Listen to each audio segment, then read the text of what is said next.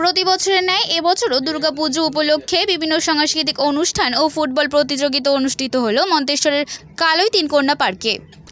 মন্তেশ্বরের শুশুনিয়া পঞ্চায়েতের অন্তর্গত কালই তিনকন্যা পার্কে দুর্গাপুজো উপলক্ষে বিশিষ্ট সমাজসেবী অসিত চ্যাটার্জি তত্ত্বাবধানে পুজোর 4 দিনই নানান অনুষ্ঠানের মধ্য দিয়ে এই দিনগুলো উদযাপন করেন।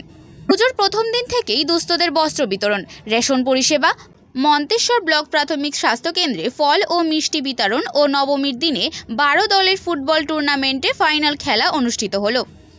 চলছে 16টা টিমের খেলা, সপ্তমীর দিন 16টা টিম খেলেছে, তার মধ্যে ফাইনালে উঠেছে আমাদের পান্ডুয়া টিম আর সিজনাল বীরপালা। সেই চূড়ান্ত ফাইনাল খেলাটা আজকে এটা শেষ হচ্ছে।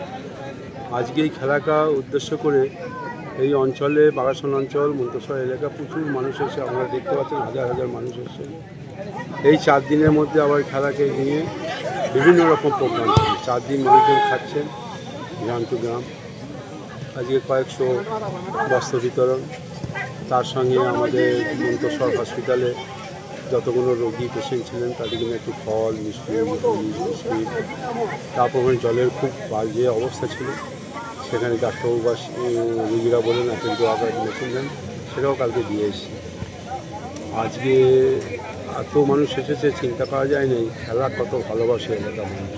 সকালে কোনো প্রোগ্রাম করেছে? সকালেও আজকেও আপনার যেরকম টাকা দেওয়া হয়, রাশন দেওয়া হয়, খাওয়ানো হয় সাধারণ মানুষ খাওয়া। হ্যাঁ, ওটা তো আজ 30-32 বছর ধরেই চলে আসে। বর্তমান খেলার মাধ্যমে মতো পর্যন্ত বই যে খেললে পরে কত উন্নতি হবে, কত বড় বড় প্লেয়াররা টাকা পাচ্ছে, পয়সা পাচ্ছে।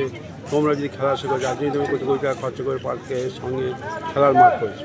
আজ পর্যন্ত আপনারা পশ্চিমবাংলায় হয়তো বাগান বাড়ি অনেক দেখবেন, কিন্তু বাগানের মধ্যে যে ফুটবল গ্রাউন্ড, 12 বিঘে সুইমিং পুল আর এত বাগান 40 বিঘের মধ্যে, এটা হয়তো কোনো দিন কোথাও দেখেছেন আমি জানি না। আপনার নাম পড়ছে? কর্মসূচিতে কে কে এসেছিল?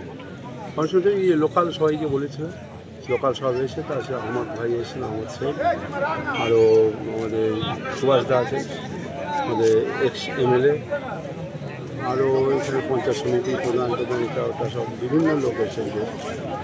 আপনার 20,000 টাকা 15,000 টাকা প্রাইজ আছে ক্যাশ, তার সঙ্গে ট্রফি আছে আদার্স।